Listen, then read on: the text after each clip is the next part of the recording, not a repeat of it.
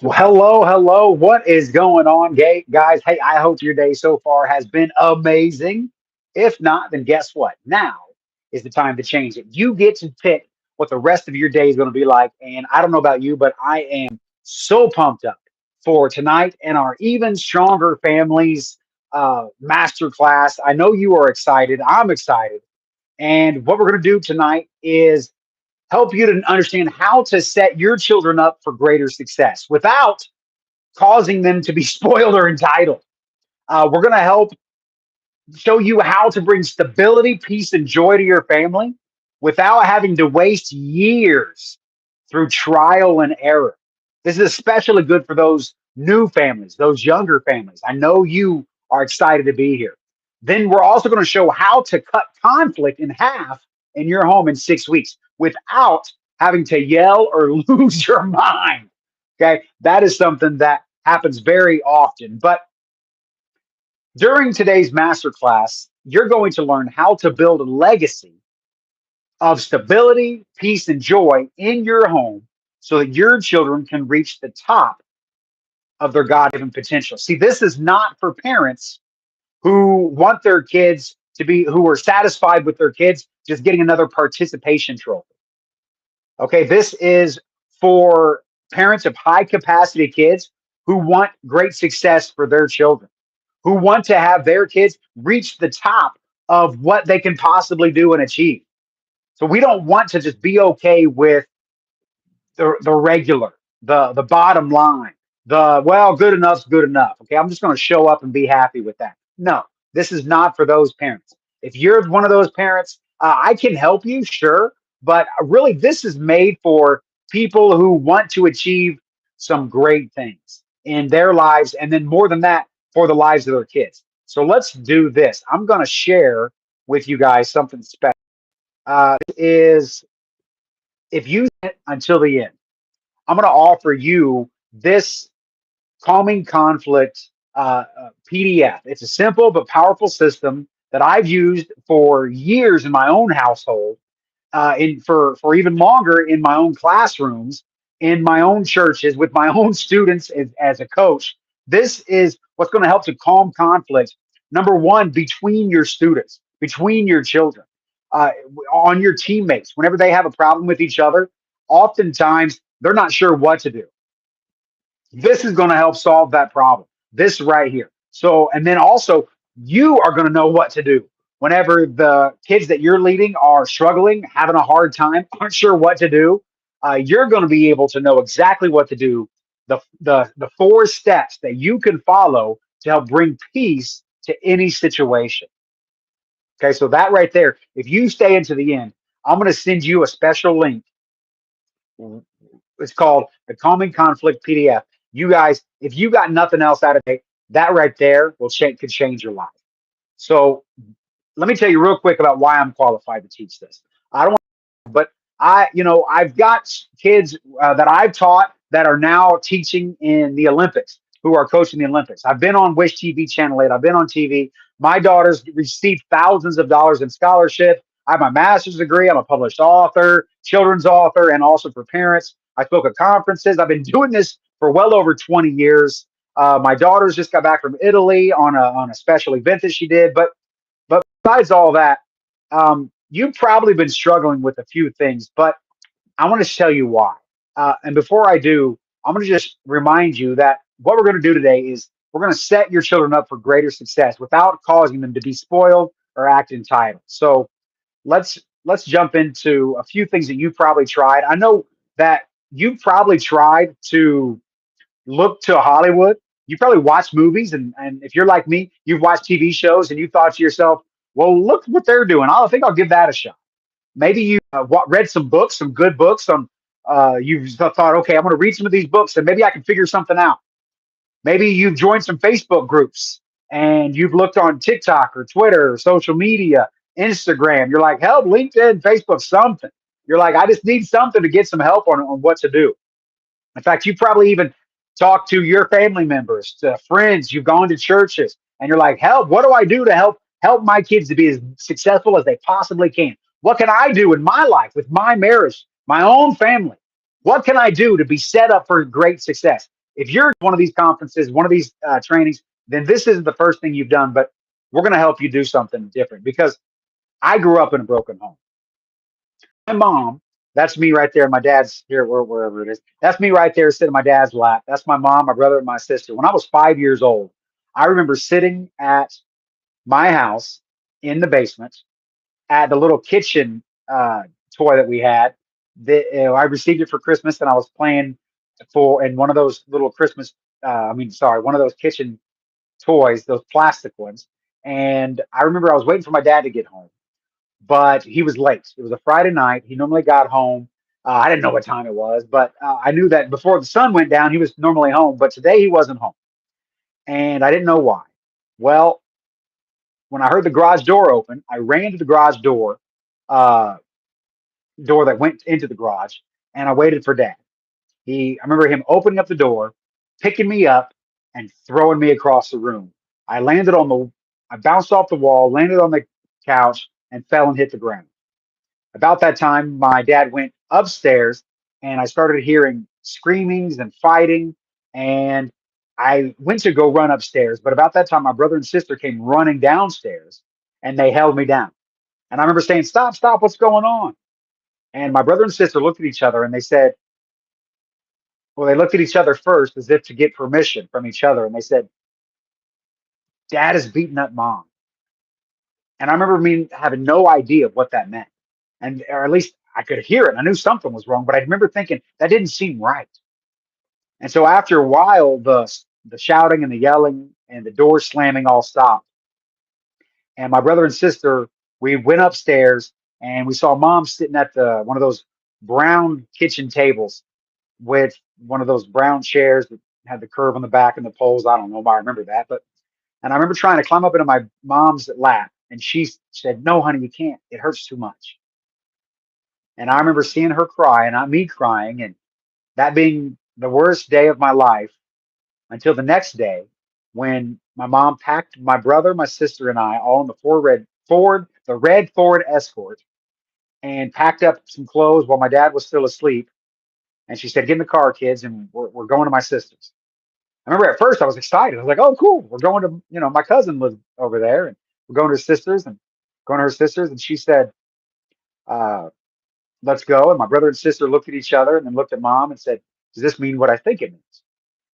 And about that time, things started to realization started to hit me. And I realized as the car was driving away, I had heard the word divorce before, but I didn't know what it meant because I thought it meant I'd never see my dad again. And so at this time, I thought, what do I do? And I started crying. Even though all that went down the night before, I still remember crying and thinking I'd never see my dad again. I'd be sad. And the reason I share that is because I grew up at this time where my mom, then she was with her sisters. We got a different house. She was trying to be, just survive. She was overcoming her own alcoholic addictions. She went to Koala. My brother and sister were supposed to watch me throughout the day, but really I was kicked out of the house. The door was locked, and they said, "Don't come home till the lights come back on." And so to the street lights come on. So I had to stay outside. And so there's a scripture that says that a child left to himself brings disgrace upon his mother. And that's what happened with me. As I was being raised up in classrooms, I didn't know what to do.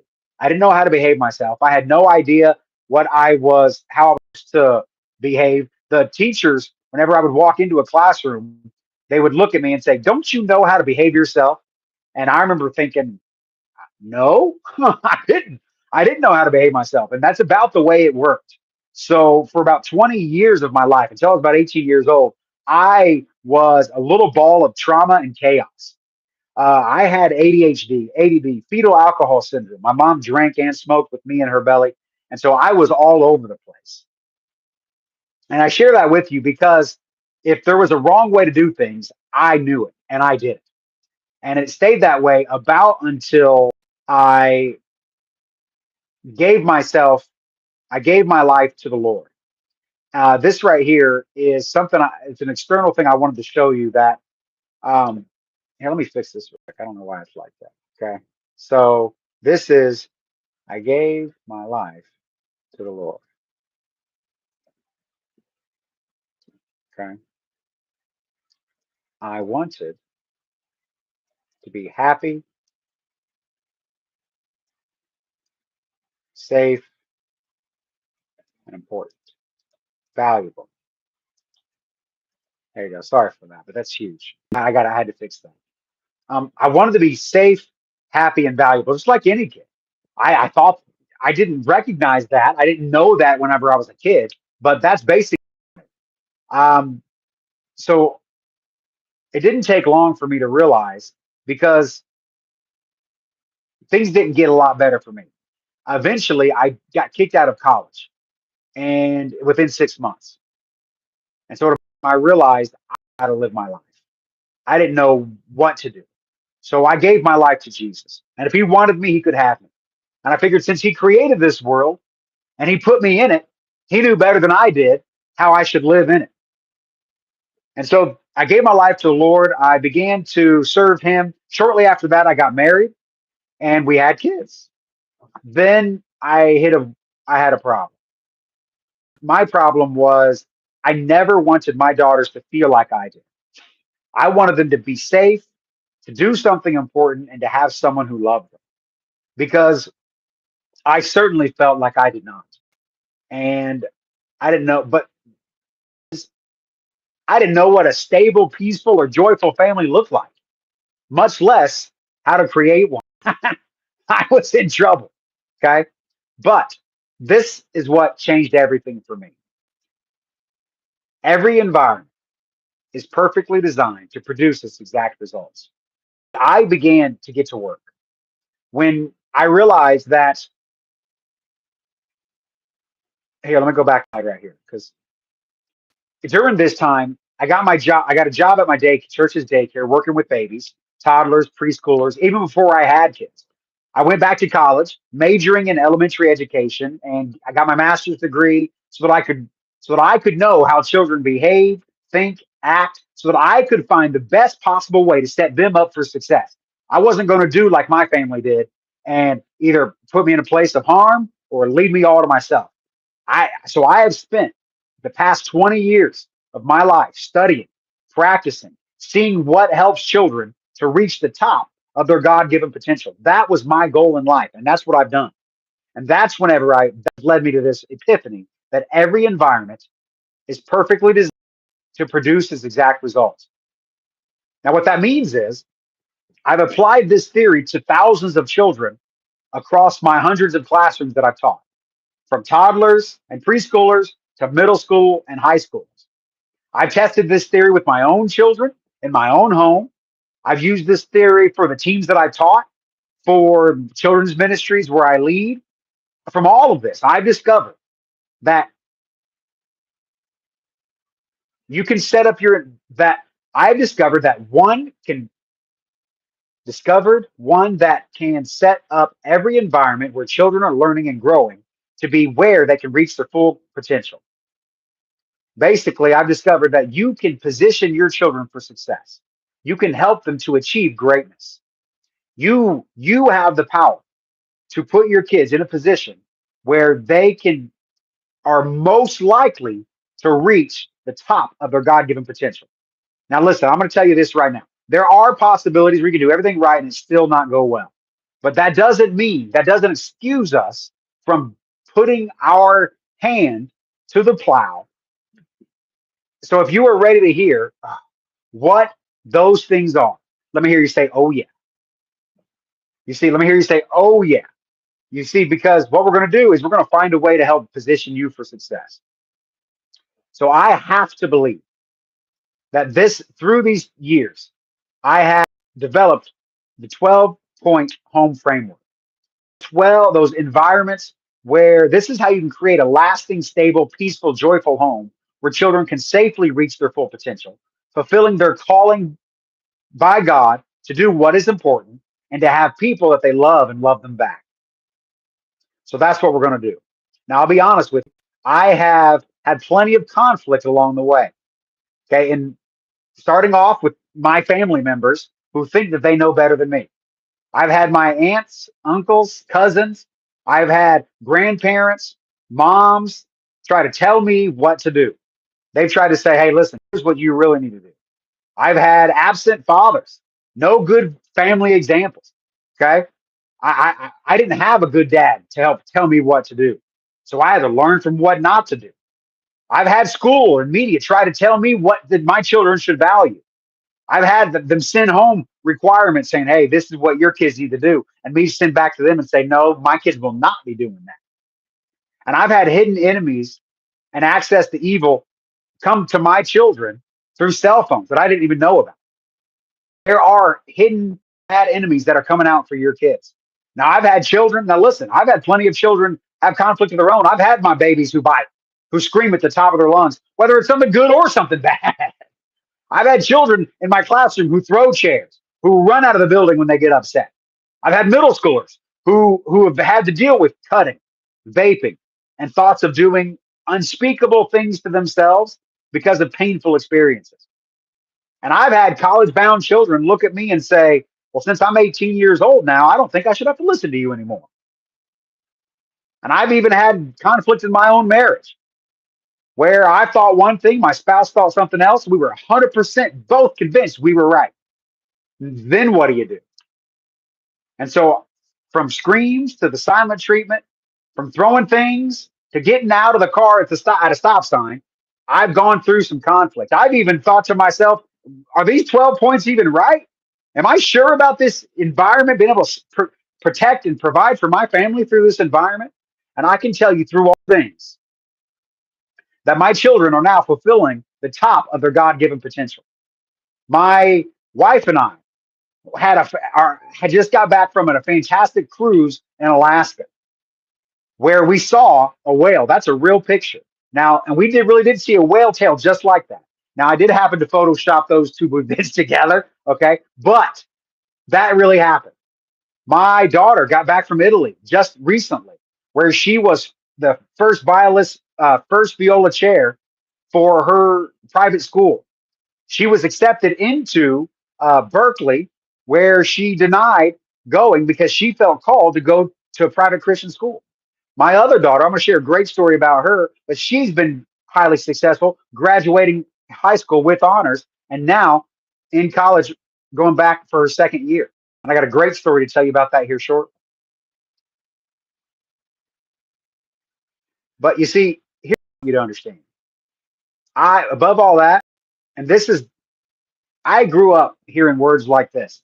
I hope you're pleased with yourself. For years, I never was, no matter what I did. When I did something, I thought it was worthless. Even when I did good, I would want somebody else to praise me because I could never be pleased with my own work. I was always looking for someone else to tell me, good job, buddy, because I was never pleased with myself. But through this journey, I have transformed into someone I am pleased with. That doesn't mean I'm done.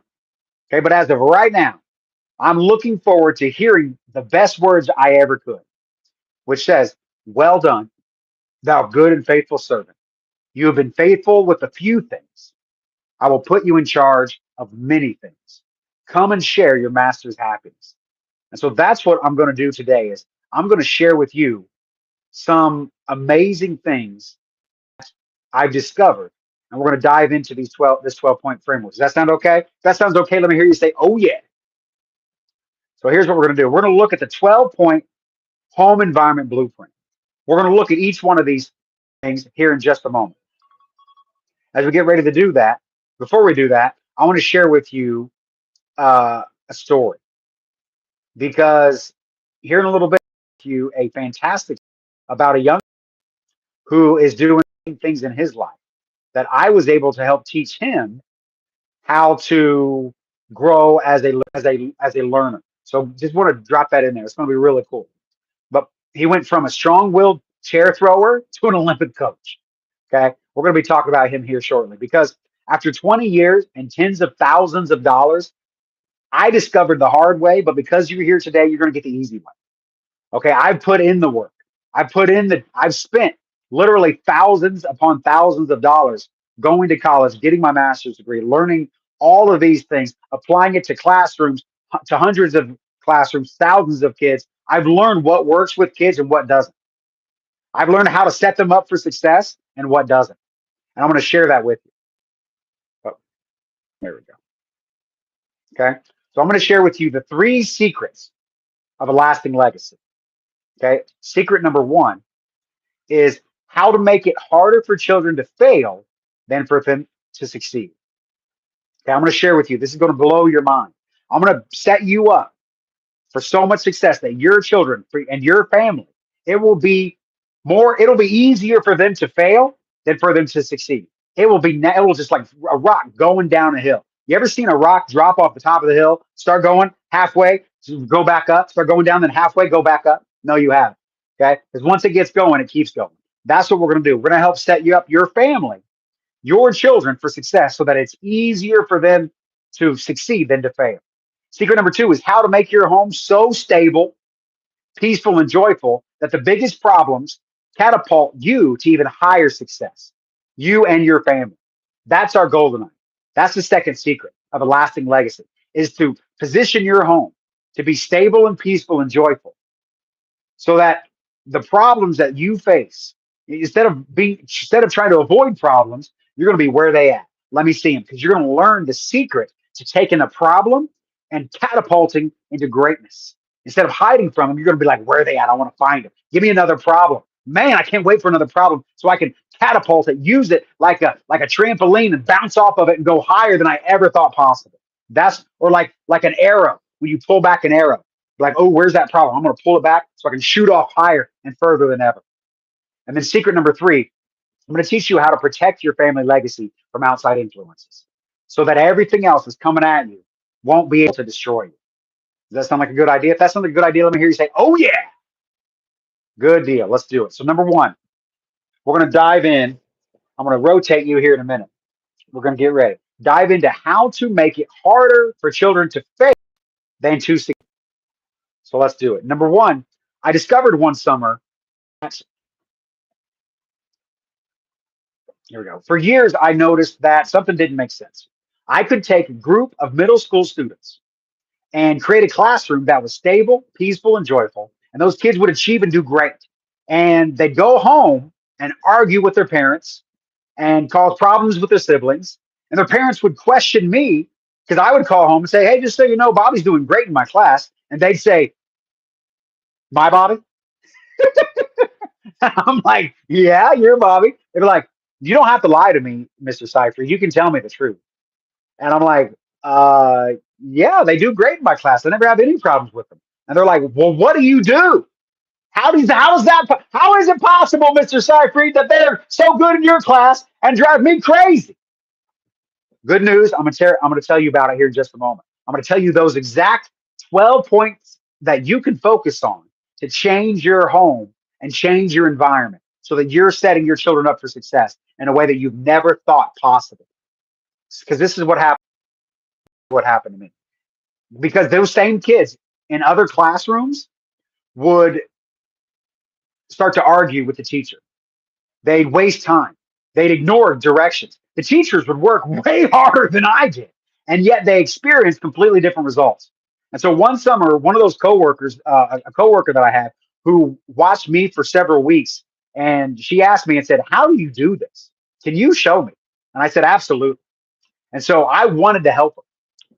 I wanted every teacher and every parent and every coach to experience the same kind of smooth, stable classrooms or in home environments that I had.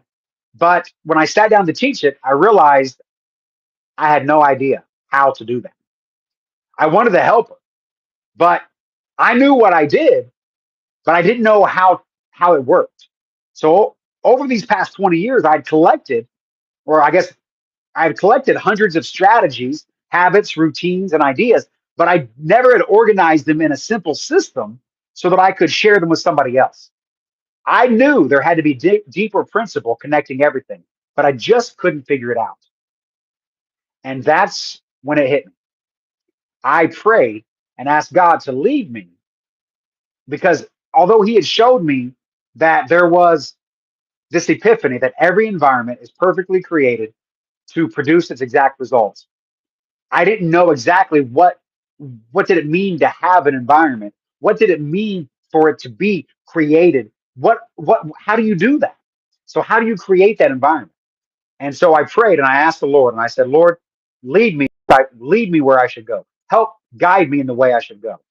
And I opened up to Genesis 1:1, and it said this: God created the heavens and the earth.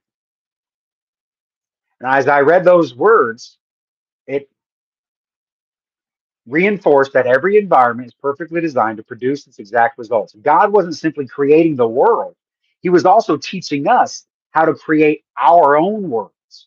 Our He is the God of the universe, but we are the gods of our universe. He is the King of Kings. He is the God of gods. He is the Lord of lords. We are little lords, lowercase f. We control our environment. And if we don't, somebody else is. And whether or not you like this or not, every environment is perfectly designed to produce its exact results. If you are producing results, you need to change the environment. And it's deeper and it's more broad than just the physical walls. That is part of it, but it's bigger than that. And so let's take a look at this. Let's look, number one, in the beginning is time. The foundation of your home environment, of your life, of the place where you call home, whether it's a car, wherever it is time. What time you are given. And you can't change this. You can only use it. You can't trade it. You can't exchange it. You can use your time wisely. That's it. So in the beginning, God. And God is the parent, the person. God is our heavenly Father. That's right. He's our heavenly Father. He is our parent. So God, that is who is God as a person, affects everything else in his environment. Thank God for God, because he is good and gracious and kind and loving and powerful. What his character, his beliefs, and his mindset completely shape the universe in which he created. And so does you. So do you. Your character, your mindset, your beliefs completely shape the environment of your home. And there's not one single thing you could do more that you have control of than to become a better version of yourself, to improve your character, to improve your mindset, to improve your. Next is beginning, God created, which is your purpose. God's purpose was creation. And he created the heavens and the earth, or we'll talk about that in a minute, but the reason he created was because he knew what was coming. And we'll talk about that in a minute. The structure is on its way. You see, when you build a foundation of a house, how the size of the house, the size of the foundation changes based on the size of the structure that's coming. If you're in charge of a team of people and you're building a skyscraper, well, then your concrete can't be just a few inches deep. It's got to go deep. It's got to have pillars. It has a deep foundation. And your purpose, what you're building, changes the kind of foundation you have. So, what is your purpose in your home? Next is the heavens and the earth, which is specifically the place. That is the space and supplies. That's the matter of earth. God showed me all of these things as I was studying. And he showed me that your place is your physical home. So, like the physical reality of where you live, of your own place where that you're responsible for. If you own it, you're responsible for it. The floor, the furniture, everything from the forks in the drawer to the hidden electrical wires in the walls that supply the energy needed for your internet and computers so you can plug your phone in right into the wall. Everything inside the physical environment is yours to control, to affect, to take care of. You see, studying this, I realized every environment is perfectly to produce its exact results. If a classroom produces chaos, it was designed intentionally or unintentionally to produce chaos. If a classroom produces peace, it was designed to produce peace. And the same is true of our homes. If it's chaotic and unstable, it was designed, even if unintentionally, to be so. Once I understood these principles, once I understood that principle, I went back through everything I had learned, my teaching experience, my educational research, leadership training, college coursework, biblical study, professional development. Instead of seeing hundreds of disconnected ideas, I saw one pattern. Every effective practice was shaping an environment. Every ineffective practice was weakening one. The pieces finally fit together. And so I'm going to review this one more time because you have to realize this. Okay. One, let me go back to in the beginning. Everybody say, in the beginning, God created the heavens and the earth. You have the foundation of the universe. And again, time, your time. This is time. Time extends for everybody. And then who you are as a person. The foundation of your home is you, buddy. You, the person. If you're married, it's your marriage. You two are together. Your marriage is the foundation. And who you are individually as persons, people, your beliefs, your character, your mindset affects your marriage. So one of the most important things you can do to help your family is to improve your marriage. And then create it is the purpose. Then you have the heavens and the earth, this place.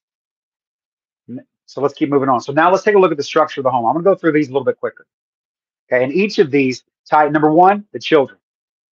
The number one the number one thing you're building on the foundation of your life are the children. They literally are being built by you. Their children are their mindset, their beliefs, and their character. Now, you they also have a relationship with God. So God's building that in them, but there's nobody going to affect your children more than you.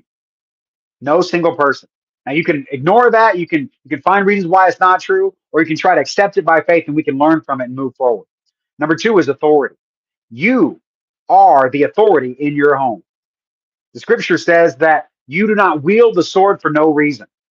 You have to enforce authority. This is your first relationship. We're going to go into relationships here shortly, but this is the first relationship that you have in your home is one of authority. And that's because it's your home. It's your person. God is the one in charge of this heaven and earth. And even though people and his children rebel, he still has authority over the earth.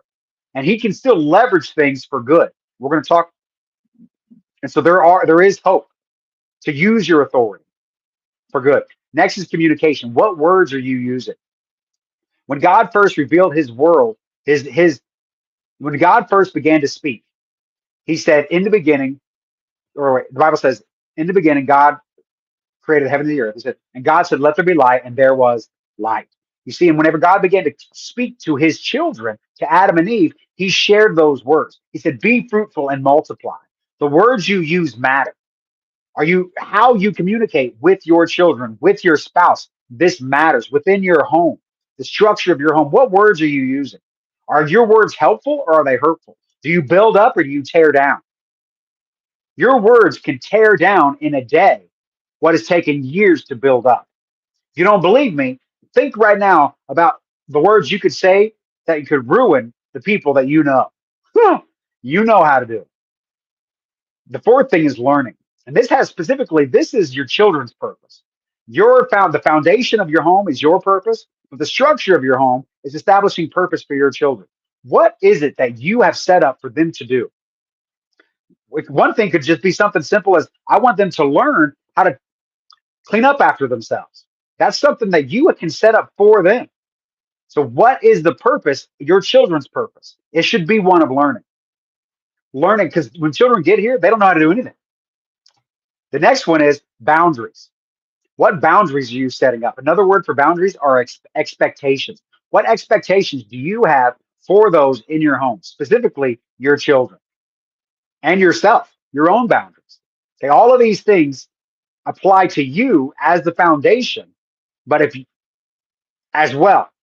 So the way the boundaries you've set up for yourself and for the others in your family. Then your relationships. Now these relationships are your brothers and sisters.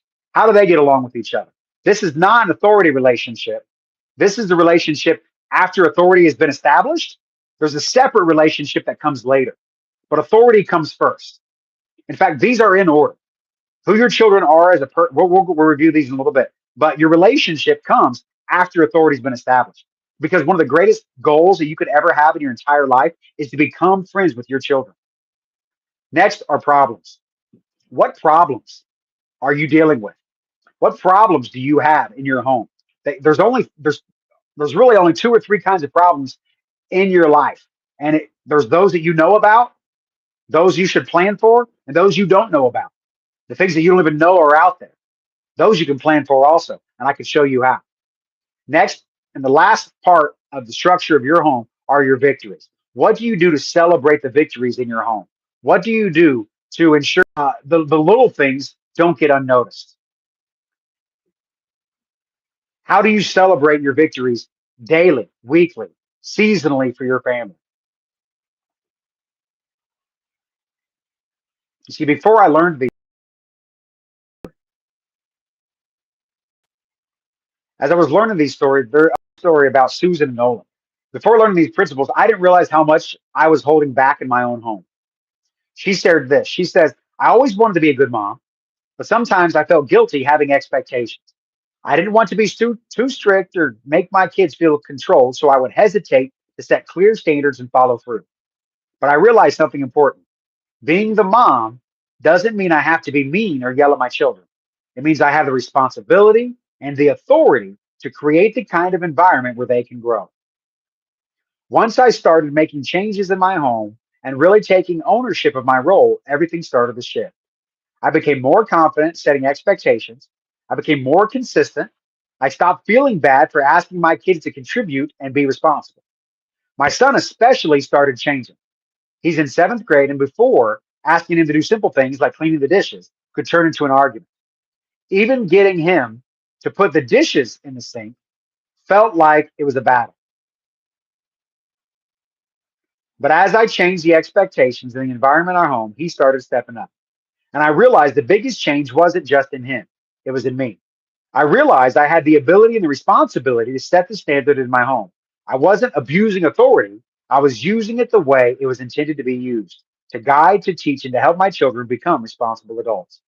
This gave me the confidence as a mom that I needed, and it helped create a more peaceful and joyful home. And this is just one of 12 points. I have examples of all 12. You see, guys, this idea, these 12 points, this works for families that want to reach, that want their high capacity kids to reach the top of their God given potential. If you've got kids and you want them to be the very best at what they do, these 12 points will work for you. If you want them to strive for Olympics and professional sports, movies, and TV, this will work. If you want them to graduate ready for college and career and be prepared to earn thousands in college scholarships, this will work for them. If you want them to follow a proven plan instead of just trial and error, this will work for them. If you want to follow a proven plan, too many families are out there just trying things out randomly. Oh, maybe this will work. Maybe this will work. Like I said earlier, they look to TVs and movies. They look to social media or whatever just happens to scroll across their feed for answers. This will help your children to reach their highest potential when you establish structure in the home and in the foundation of your home. This will also help to change your family's legacy for generations. If you want to cut conflict quickly and restore peace, establishing structure in the home will do that.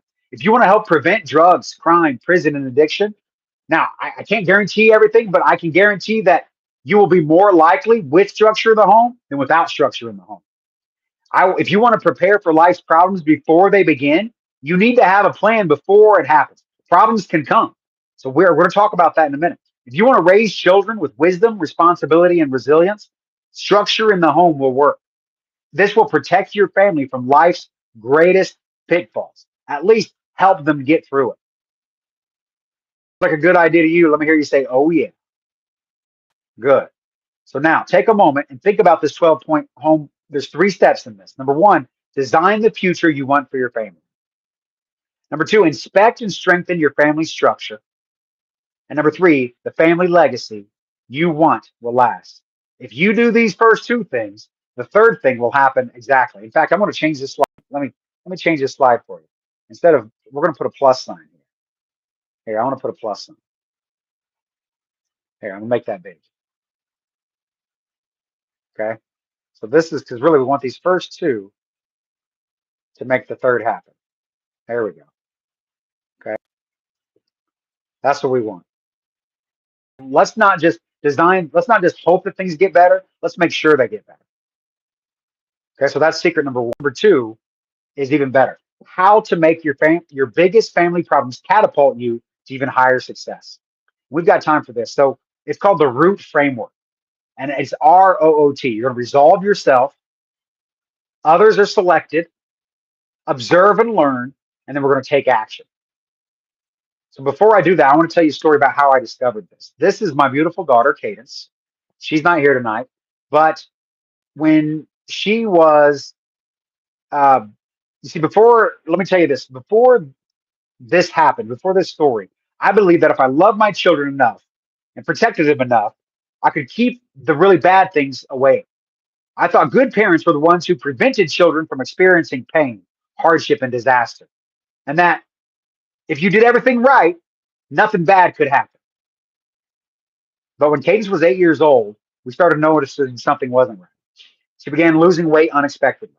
She was constantly thirsty. She was always asking for another drink. She was constantly going to the bathroom. At first, we were frustrated, thinking, "What is going on with you? Will you stop whining?" Then my wife one day said, "Hon, I think she might have diabetes." I immediately pushed back. I said, "No way. Nope. No, she does not. God keeps us from those kind of things. We've honored God. God will honor us." Besides, when she was born, we checked for that sort of thing. The doctors checked. We had no diabetes in our family, no history. They checked it. She's fine. But the next day, whenever I was looking at the bathroom, cleaning out the bathroom, I noticed there was some mold underneath the toilet seat. And after searching, I realized that is a sure telltale sign of type 1 diabetes. And that same day, we took her to the hospital. See, the doctor came into the room and said something we'll never forget. He said, "You should be thankful she's not in a coma because her blood sugar's off the charts." Over the next 3 days, our entire world changed. We received a crash course in diabetes care. The doctor came in, sat down with my 8-year-old daughter, and explained that she would need insulin shots every day for the rest of her life, 5 or more, not to mention finger pricks multiple times a day, forever. My daughter looked at the doctor, started crying. He said it was going to be okay. And so she looked at him and said, "Do you have this? Do you know what it's like?" He said, "No, I don't." So after he left, she went to the bathroom and refused to come out. On the other side of that door, my daughter cried and said, "Why, Daddy? Why did this happen to us? Why did this happen to me?" All I could say is, "I don't know," because I didn't. This wasn't supposed to happen to us, to my little girl. I had done everything right, so I thought. I'd done everything right. And in that moment, more than anything, I wanted to make the problems disappear. I wanted to take her away, but I realized something. I couldn't control everything that happens to my child, but I could control the kind of family we were going to be when those things happen. That was the moment I realized challenges do not destroy families. A lack of preparation destroys them. A family without structure, without principles, without a foundation, when the storms come, they fall apart.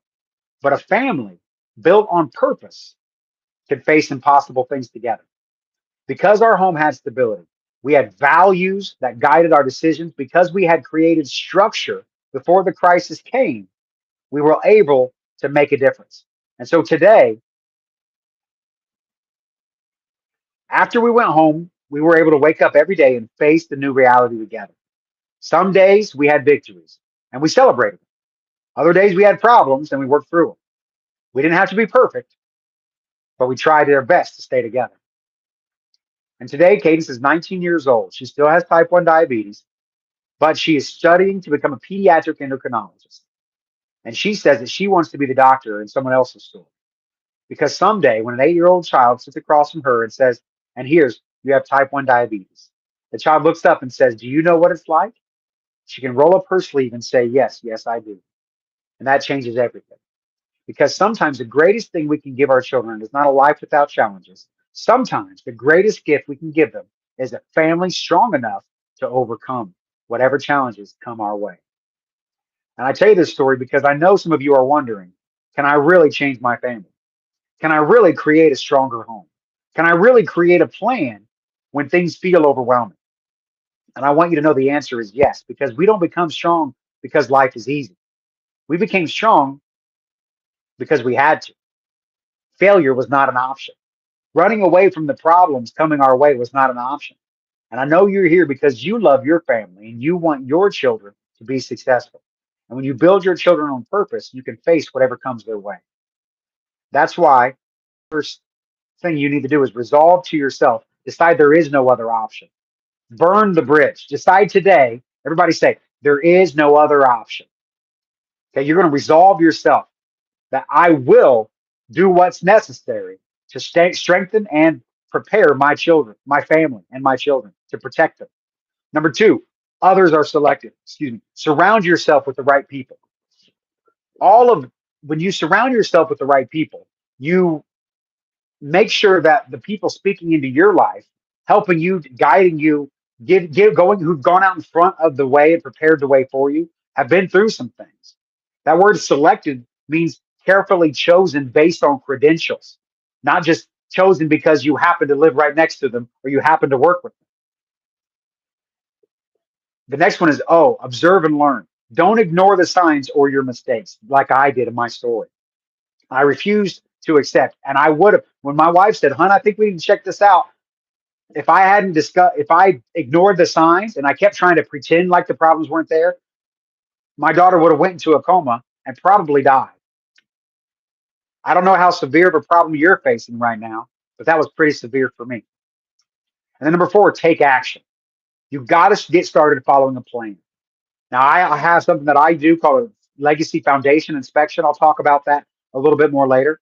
But I just want to let you know whatever your plan is, you need to follow. If you choose not to follow mine, fine. But you've got to follow a plan. And so, with that, I'm going to share with you a story, another story about a boy who went from he was a strong, I'm sorry, I'm going to share with you. Oh, skip over that one for now. Give me 1 second. There we go. So everybody say R, resolve yourself. O, others are selected. Another O, observe and learn. And T, take action. When you do that, you will root yourself. You are strong enough personally to follow these plans and be successful. Now I know what, and the next thing is how you're going to protect your family legacy from outside influences. And I'm going to tell you a little bit because this is called the greenhouse framework, and we're going to go over it. Everybody say G, govern what you can control. R, recognize what can't be controlled. E, establish your environment. Another E, equip your children. And N, nurture growth. So let's dive into that. This is our greenhouse framework. This is going to change your life. You're going to learn something here that because living back in the Midwest, the weather could change constantly. I grew up there. The summers could be extremely hot. The winters were freezing. The spring could be storms and heavy could bring storms and heavy rain. And the fall brought all three extremes from one day to the next. What stood out to me was this: that although I couldn't control the weather, I could build a greenhouse. You see, a greenhouse whenever I was in seventh grade, my wife and I, when I was in seventh grade, my science teacher, he would let all the kids go outside and work in the greenhouse and had special plants inside of it that were not affected by the weather. Well, I wasn't ever allowed to go out there because I was a bad kid and wouldn't possibly listen. And if I had any sort of freedom, I'd use it to my own hurt and own problems. But every now and then, the whole class would go out there, and I was allowed to go out there. And I thought the greenhouse was so cool. I wish you could go back there and help me out. But like, Andrew, just listen. You can go out there. But anyway, so that's when I learned that a greenhouse could create an environment where growth could happen even when the conditions outside were unpredictable. Inside the greenhouse, they could provide protection, consistency, and conditions necessary for something to grow. You see, when my wife and I started raising our daughters, we had a deep desire. I wanted to be the home where children felt loved, protected, and valued. I wanted our home to be the place where people wanted to be. I wanted our house to be the cool house, not because I wanted attention, not because I wanted to compete with somebody else, but because I understood something important. My children were going to be influenced by something. And the question was not whether they'd be influenced, it was who was going to influence them. I wanted the environment inside our home to be strong enough to shape who they became. I wanted to create a place where my daughters and their friends could gather, make memories, experience joy, and grow and be in an environment so I could set the standards for them because I didn't know what was going to go on everywhere else, but I knew what was going to go on in my house. That's whenever I remembered the greenhouse. You see, I realized that every parent eventually has to face this truth that I could not control the world around my children. I could not control every voice that speaks into their life. I could not control all the TV shows, all the phones. I couldn't make sure that every possible voice in their life is a good, positive, and godly one. But what I could do is I could make sure that most of those voices are. I could make sure that she has a foundation in her own character, in her own beliefs, in her own mindset that could set her up for success in her life. See, Genesis 2:24 says that therefore a man shall leave his father and mother and shall hold fast to his wife, and the two shall become one flesh. God establishes the family unit for a reason, not our extended family's responsibilities, ours.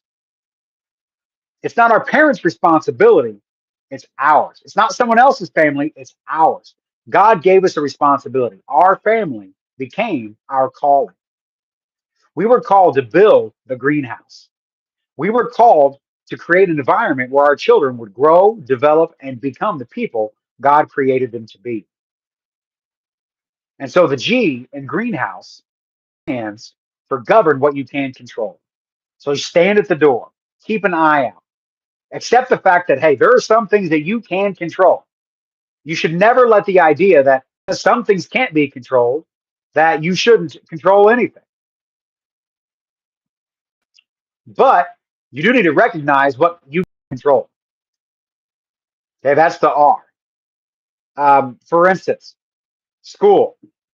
I have a book that it's called the Parental Bill of Rights. There's resources that are out there for what you can do to help your children to do better in school, to protect them and to prepare them. A greenhouse doesn't pretend the weather doesn't exist. It acknowledges the storms will come, seasons will change, conditions exist outside of what's favorable, but families must do the same. There will always be outside influences attempting to shape our children. Our job is to be prepared for when they come. That's why I greenhouse a school. That's why I greenhouse media. Okay, I have an article called "How to Empower Children to Choose the Right Media," and you can use it. You can greenhouse social media. You can teach your kids the dangers to watch out for on social media on purpose. You can greenhouse your children's friends. Listen, I teach my kids all the time. You cannot control how you will behave when you're around your kids, but what you can around other kids. What you can control is what other kids you hang around, and then you can greenhouse your in-laws. For instance, I have something called the peace principle, and it's how and why to politely ask your in-laws to butt out, even if your spouse is not so sure. If you want that, I can share it with you at another time. But it's called the peace principle. It's PEACE. You later if you ask for it. So yeah, you've got your school and friends, you've got your movies and media, you've got your social media and your in-laws. Next E is to establish your environment. Make your home the home that people see at. Okay. We knew that we couldn't control every house that my child visits. I couldn't control every conversation they had. I couldn't control every influence that they encountered, but I can control my home. I can make sure that my home is a safe place. That's why we had a pool, trampoline, a TV room, a dedicated room for toys, a foosball table, board games, dress up clothes. I wanted to make sure that our house was the house where kids wanted to be. One is to equip your children because when they leave the house, that's the goal is for them to leave, to go out prepared. Look at that backpack, prepared with a feed to be strong. You see, the one of the structural points of your home is the children, their character, mindset, and beliefs. You want to make sure that a strong family does not create children who are afraid of the world. A strong family creates children who are prepared to change the world. Remember, you're going to the world's going to change you or you're going to change it.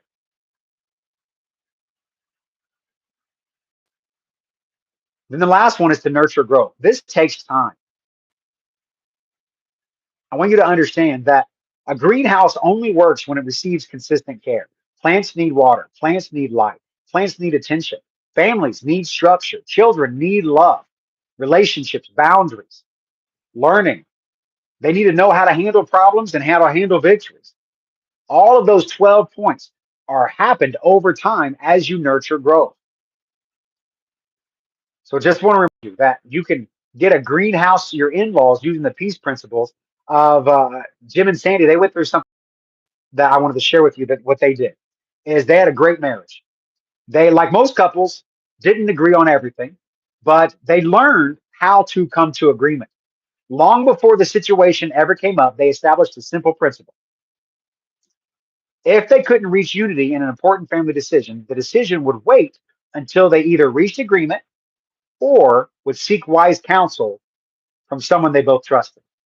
They'd already decided that protecting their family and the foundation of their home, which is their marriage, was more important than winning an argument. You see, one day, Sandy's cousin Marie invited their son Jack to spend the night at their house. Sandy didn't think twice about it. She and Marie had grown up together. They were more like sisters than cousins, and they had gone to school together, shared countless memories, even gotten married around the same time. And Sandy loved Marie, trusted her, and she knew that Jack loved him, and that she knew that she loved Jack. She wanted to say yes. However, Jim couldn't. He wasn't opposed to Jack spending time with him. He was perfectly happy for them to visit during the day. But every time the conversation turned to spending the night, something inside of Jack said no. He couldn't explain it. He simply did not have a peace about it. And so the disagreement quickly became emotional. Sandy couldn't understand why Jim felt the way he did, and Jim couldn't explain it. There was no evidence, no accusation, no obvious reason, just a strong conviction within him that he could not ignore. Meanwhile, Marie kept asking when Jack could come spend the night. Sandy felt caught in the middle. She loved her husband. She loved her cousin like a sister. She couldn't imagine having to tell someone she cared about no why without being able to explain why. Neither of them wanted to give in because neither believed they were doing anything wrong. Instead of continuing to argue, they remembered the principle that they had agreed upon before they ever faced a disagreement like this. When they couldn't reach unity, they'd seek arbitration. They'd seek agreement from someone else. They brought the situation to someone they'd already agreed to trust, someone who could see the situation objectively and help them make the wisest decision possible. After listening to both sides, the conclusion was simple. God had given both parents the responsibility to protect the family, but in this situation, Jim believed there was an unknown risk. Even though he couldn't explain it, there was no harm in waiting. If nothing were truly wrong, waiting would cost them very little. But if there was a danger they could not yet see, ignoring that conviction could cost them everything. So the recommendation was to honor Jim's concern and not allow the overnight visit. Sandy still wasn't happy. She still disagreed. She still worried about hurting her cousin's feelings, and she still wished things had turned out differently. But because they had agreed on the peace principle before it ever happened, she chose to honor the process instead of her emotions. She valued character above feelings. 6 months later, everything changed. It came to light that Marie's husband, Jonathan, had been struggling with a serious prescription pill addiction, something no one outside the home knew about. He entered treatment and began to getting help that he needed. Only then did Jim finally have peace. Neither of them had known about the addiction. There had been no evidence, no rumors, nothing to point them in that direction. Yet the decision had protected their son. And that experience changed their marriage. Sandy gained a new level of respect for Jim because she saw his desire wasn't to just control the family, it was to protect it. Jim gained confidence that he could lovingly lead without having to explain every concern perfectly. And together they gained even greater confidence in the principles that they had established before the crisis. They realized something invaluable. Strong families don't wait until conflict arrives to decide how they'll handle it. They establish the principles first. Then, when emotions are high and the answer isn't obvious, they trust the system they've already built. That's why we build a greenhouse. Not because we can predict every danger, but because we prepare our family to make wise decisions even when we don't know what lies outside the walls. So let me ask you, if you use the 12-point foundation and structure framework, if you planted roots for your family, made your home a greenhouse, do you think you could have the success that you want for your family? If you do, let me hear you say, oh yeah, that's good. Love that. So remember the three secrets of a lasting legacy. Number one, how to make it harder for children to fail than for them to succeed. And that's through structure. The 12-point structure, the 12-point framework, good foundation, good structure. Number two, how to make your home so stable and peaceful and joyful that biggest problems catapult you to even higher success. That's to root yourself, your heart, decide you're going to do it. And then secret three, how to protect your family legacy from outside influences. That's to create greenhouse, to establish your principles now. So let me ask you a question. I've laid all of these pieces on you like a Lego box who just dumps everything out. Okay. Yeah, I want a great home and family. Perfect. All these pieces sound great. So let me ask you, are you willing to go through the family legacy inspection? I'd like to be able to offer this to you. May I take a few more minutes, maybe 10, 15 more minutes to offer you the legacy inspection so that you know exactly what it is, so that you have a roadmap to follow. Just like those little Lego pieces, it tells you step by step what to do so that you're not just pouring pieces all over the place. Instead, you have the step by step guide, the step by step framework. Can I share that with you? Awesome. Thank you. So here's what you're going to get when you invest in yourself today. Number one, the Family Legacy Inspection Masterclass. It's a series of videos and workbooks that walk you through step by step this 12-point framework, how to establish it, the questions to ask for your family. It's a video course that I provide for you with guidebook and action items that you can follow. For instance, it's just like this is my pastor and his family when they first started and where they're at now. Everything's not always perfect for them. They go through struggles. They go through problems. They'd be the first ones to tell you that, hey, even though you have stability and structure and family, it doesn't always work out perfect, and that's okay. But they also don't give up on themselves. They understand that while one of the greatest they weren't successful because they got lucky. They're successful because they consistently build the right environment. And that environment includes their own mindset, their own themselves. Part of the environment is you. You're part of that environment. You see, his son and baseball teams, just give you a quick example. His sons and baseball teams have won multiple championships. But what impressed me most wasn't the trophies. It was that he coached the same way he parented. The standards were the same. The accountability was the same. The encouragement was the same. The relationships were the same, whether it was at home or on the field. He was building people. You see, I realized that these weren't just good parenting ideas. They were timeless principles that work anywhere people are being developed.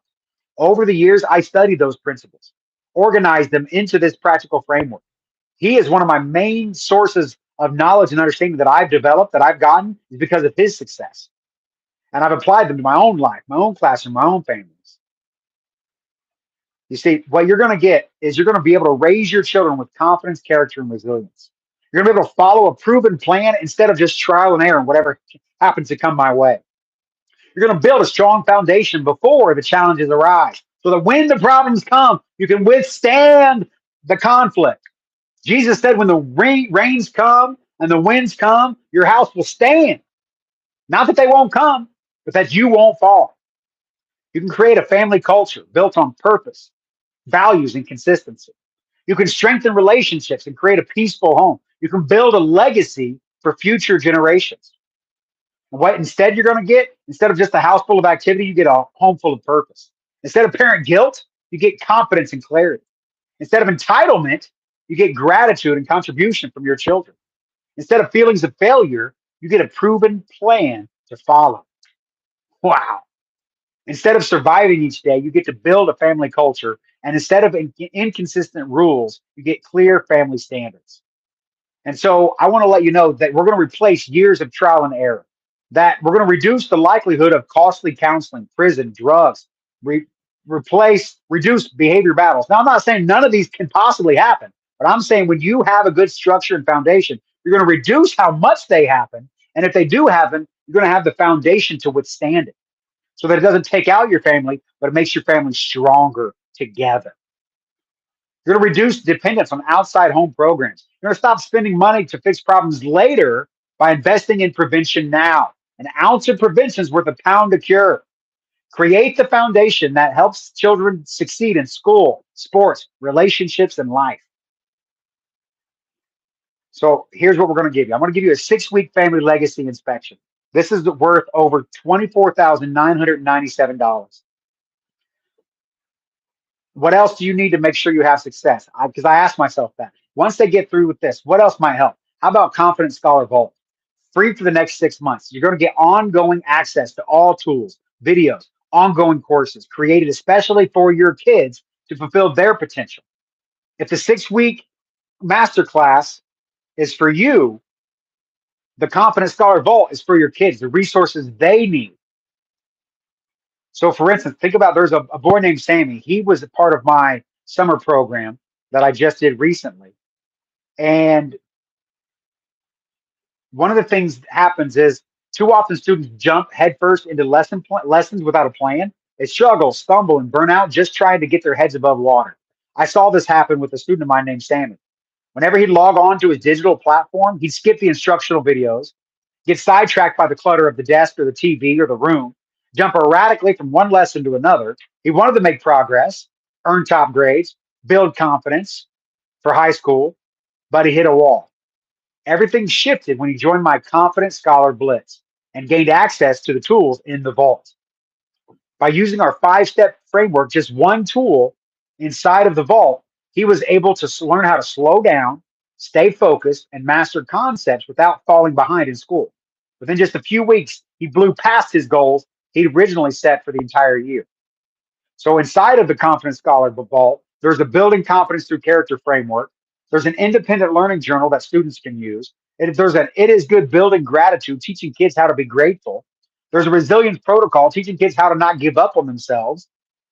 And there's a mastery partners protocol, teaching kids how to work better with others in order to achieve. Perfect for any teammate.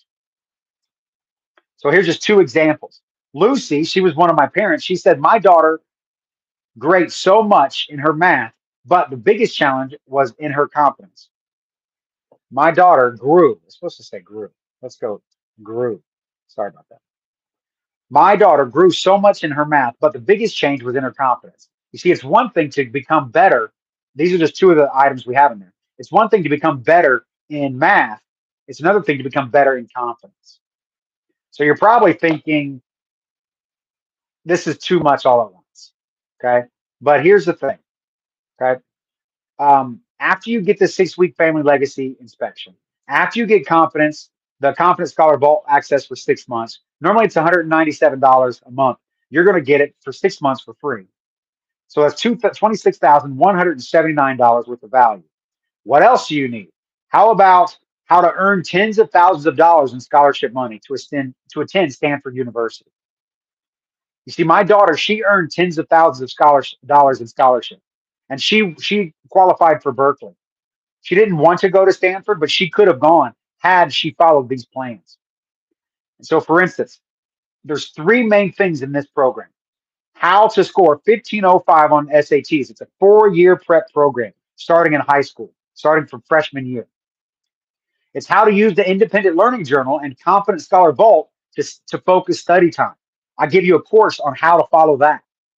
And then how to apply to get into Stanford or the university of your choice, wherever it is you want to go. I have a whole video course and plan on how to do that. That is coming soon. And you get lifetime access. This will never be offered again.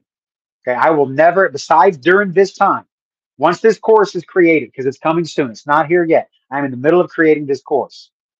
You will receive the how to earn tens of thousands of dollars in scholarship money to attend. That right there is worth tens of thousands of dollars.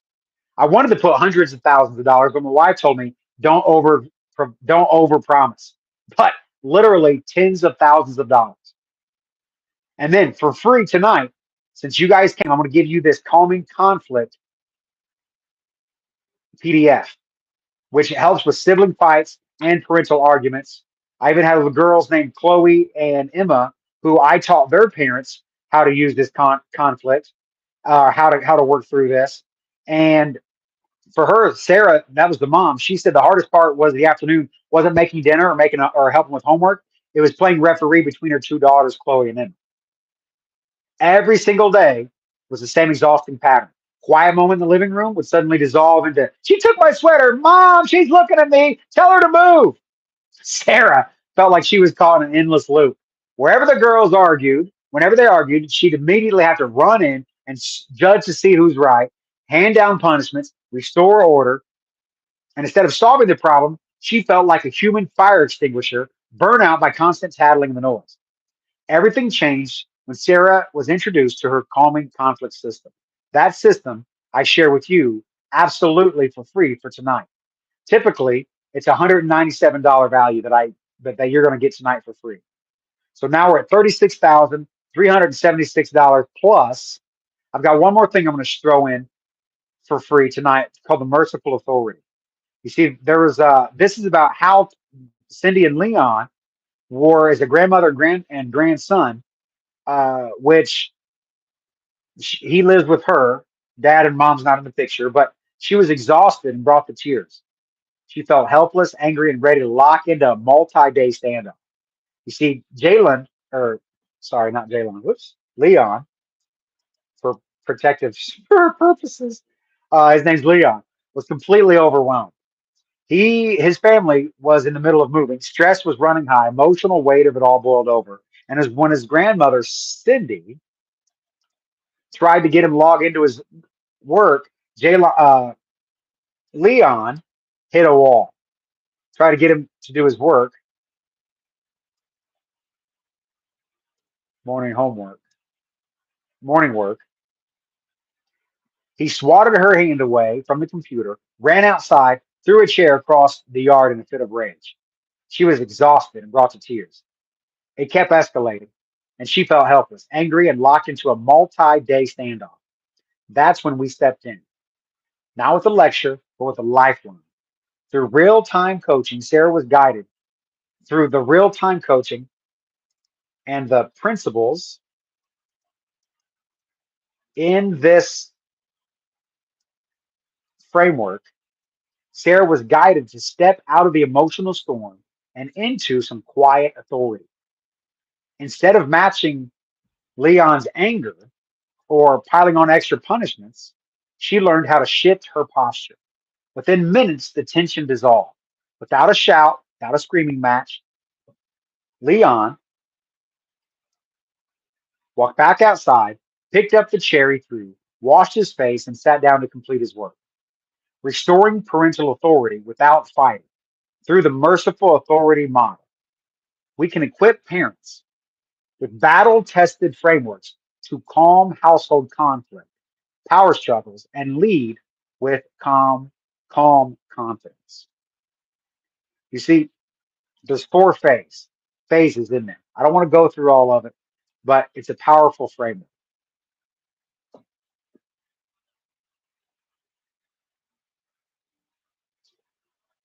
And so the calming conflict PDF, oop, those are actually 197. They used to be 97. The prices have gone up. So three, 500. Okay. Merciful authority model, total value $36,573 plus. And if all of this did was finally get you stability in your home, would it be worth it? If all, let me hear you say, yes, it would. If it would help just to get your peace back, would it be worth it?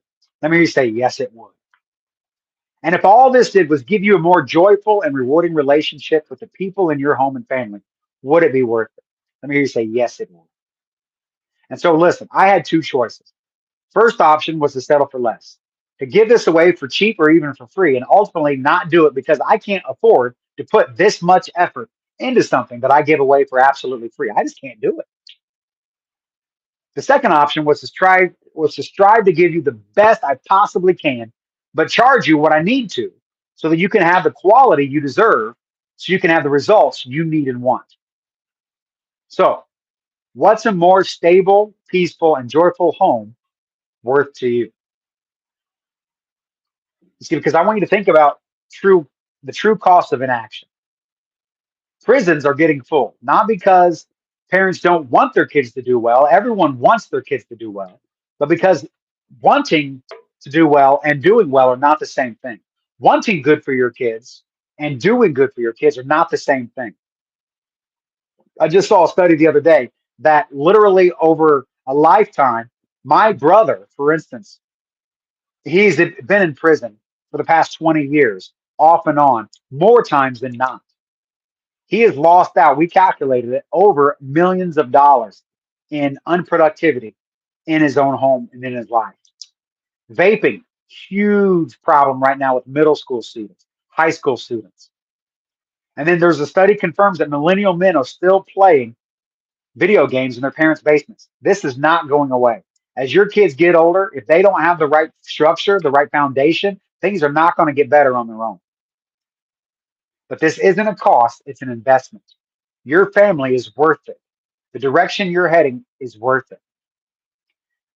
And you can see why it'd be a good deal at $36,373. But the bottom line is for the general public, I charge $4,997. That is the standard price. And after this, and after law, I do not guarantee this price. That price won't even last. It's going to go up. But because you are special and you're here with me tonight, you can get it now for $997. And you can get it at classroomflow.us/go. So what you need to do right now is go to classroomflow.us/go. Click on that link and follow the process to get your order today.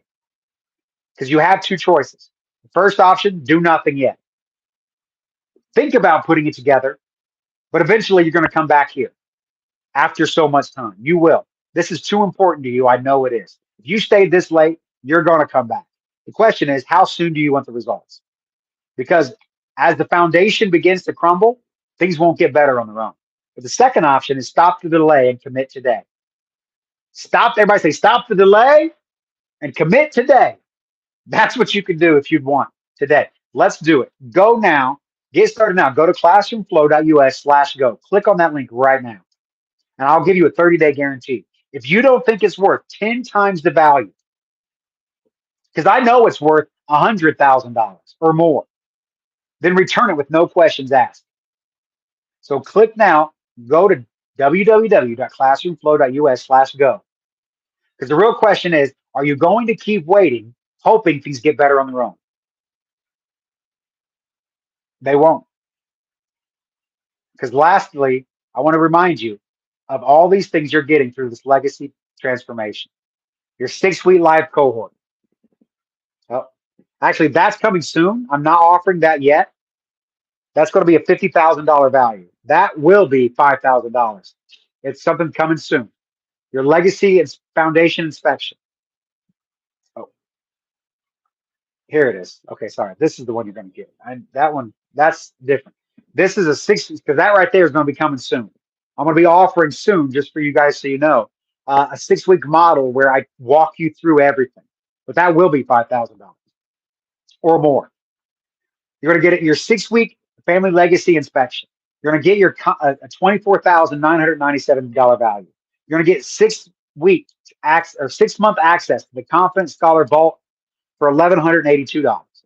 You're going to get coming soon. You're going to get lifetime access, and I'll never offer lifetime access again, because once this scholarship course is up and running, it will be, you will never again get it for lifetime access. It'll be $10,000 in value, way more than that. Calming Conflict PDF, which is $197 value. That says 97, but it's no longer 97. It's already gone up. Prices will go up. Merciful Authority Model is no longer 97. It's 197. Then you've got your Pathways to Elite Colleges and Sports, $100,000 value. Because listen, you're going to set your kids up for the kind of success they never would have otherwise. Think about the long-term implications. Hundreds of thousands of dollars a year just in jobs and salary by setting your kids up for this kind of success. Avoiding, and what about legacy? And then avoiding drugs, jail, broken family, $1 million to priceless. All of that definitely is worth $36,373, and it will be offered at that price eventually, or more than that. Guarantee it. But because you're here early, go to classroomflow.us/go and you can get it for $997 now at classroomflow.us/go. And if anybody has any questions right now, I'd love to hear it. Put them in the chat, write it down, press the question button, and let's get started. Thank you guys so much for being here tonight. I love that you guys are going to continue to follow up with your questions. Post your questions. I'll answer them. And I look forward to seeing you guys next week. God loves you. Be blessed.